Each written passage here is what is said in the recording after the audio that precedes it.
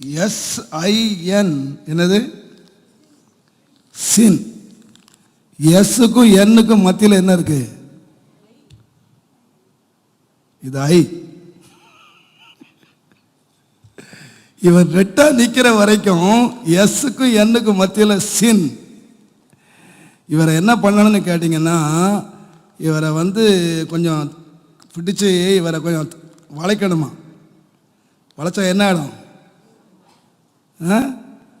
You அப்படின்னா Sun, பிரகாசம் ஆகிடுவாராம்.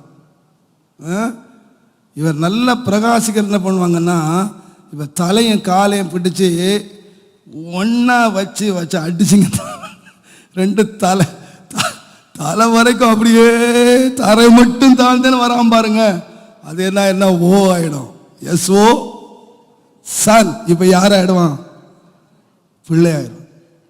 யாரெல்லாம் தேவனுக்கு புத்திரன் ஆகணுங்களோ அவங்கள தலையும் பிடிப்பாரு, காலையும் பிடிப்பாரு.